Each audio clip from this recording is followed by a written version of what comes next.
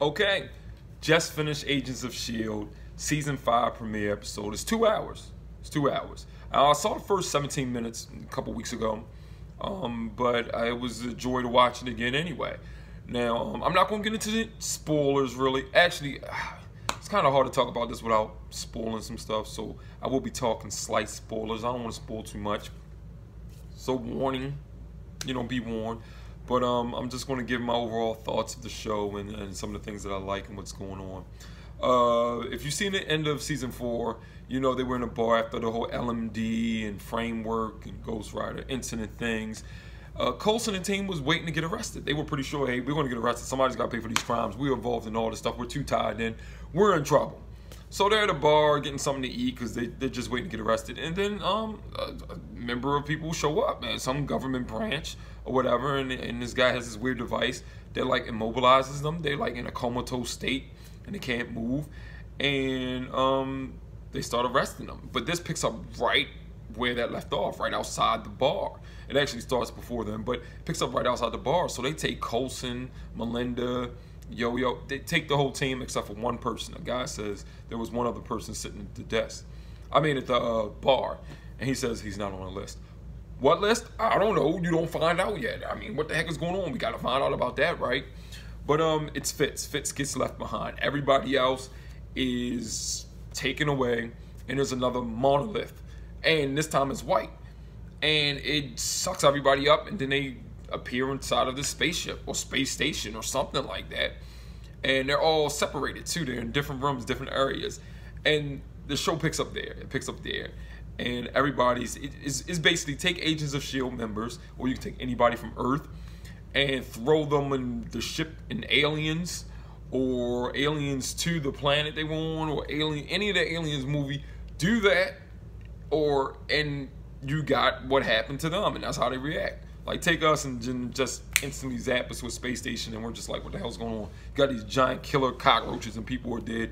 And some people know who you are, and they're like, about time you came. That's what's happening. So you get an idea of what was going on with them and where they were at. At first, Coulson was like, what's going on? Then Coulson remained to be, how he has a smirk most of the time. Things is going down. He's trying to figure things out. And he's got his humor, and he doesn't let it weigh him down too. He's never really too worried, but he's still cautious.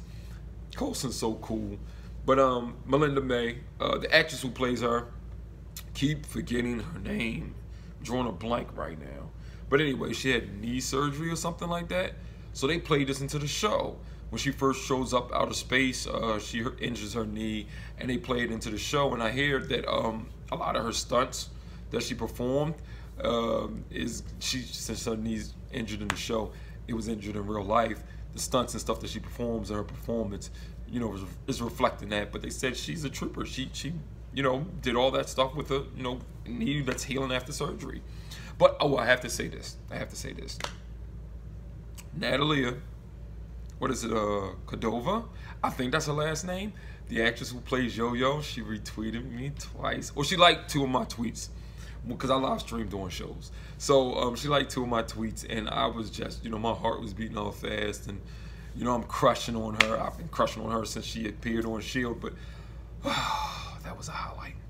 Goals. But anyway, look, the thing is, like, I think this, it gives it a whole different tone. Even the music, they got new music for this. So they're on this ship. They're trying to figure out what's happening. People were saying they were supposed to come.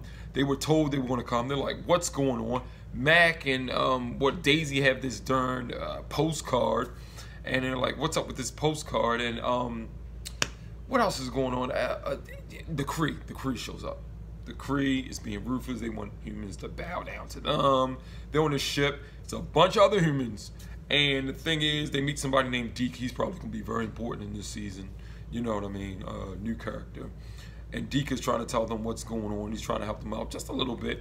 He's a scoundrel, I guess. He's doing all this for money. He was supposed to be doing this for money. They have no money or credits or whatever, so he's trying to leave. But they're like, we need your help. But I like the dynamic because Mac was very funny in this episode. Both episodes, first hour and the second hour, because Mac was the voice of reason. He's singing and doing everything we would do. You know what I mean? He's like, look, man, we're in space figures. That's the only place we haven't been, and he's just acting like how we would act realistically.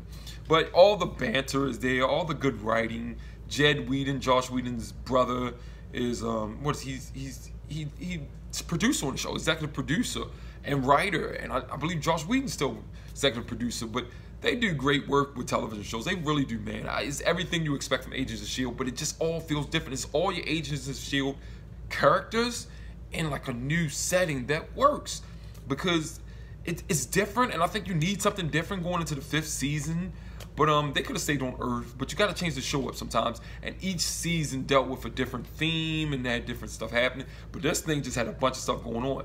Now it's something that happens. They find out, yes, they're out of space, but they're not necessarily in the same time period. You know, the first time somebody went out of space to a different place, it was Simmons, and she was, I don't really think it was the past. I think it was like she was just in a different universe, or different part of the universe, or whatever.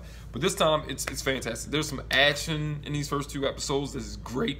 There's a twist at the end of the first episode, and leading to the second episode, you really don't find out too much more. But I like how everybody was interacting with each other. I need Phil Coulson, Melinda May to get together as soon as possible. I don't care if it's in the 3rd episode. It better not be the very last episode of season 5. They have been hinting that they're going to get together since season 1. They need to get together. I need to see a passionate kiss, not between Phil and the LMD. That, whatever, that didn't count. That didn't count. We need to get out, you know, Coulson and May. We need that. We need that. But I heard Dove Cameron was in this season. I think she's in 22 episodes. Now, how many episodes is this going to be? I'm getting ready to check. See how many episodes Agents. I'll check later. But she's in 22 episodes. Dove Cameron. She's from the Descendants movies. If you've seen the Descendants and Descendants 2, she's in that, and she's in. I hope this brings a lot of younger viewers to watch this show. I don't know. See, it's on Fridays now, because the thing is, ABC wanted to cancel Agents of S.H.I.E.L.D. Disney owns ABC, and Disney was like, no. We got plans for Agents of S.H.I.E.L.D. It's tied into our movies and other stuff. No. And that's what I think is happening here. Because Thanos is coming, and there's a lot of cosmic, outer space, a different universe, galaxy beings coming to Earth, and Infinity War is about to happen and everything like that. So I think Agents of S.H.I.E.L.D. is going to give away some bits and pieces of information of what happens in Infinity War, what's leading up to it, what's going to happen afterwards. It might even carry over into the next season, next year, after Infinity War. Who knows? But they do that. Whatever's currently happening in the movies, they always mention or it affects the show. So that's one of the big reasons we all think they're out in space. But they got their own. It always has their own storyline going on too. But I enjoyed it. Everything that you want from Agents of S.H.I.E.L.D. is there, and it's a new setting. It's different. The Kree, and they call them what are they? Creepers or whatever. It's just Kree members. Certain, you know, like you got your warriors, you got your overlord, you got your king, whatever.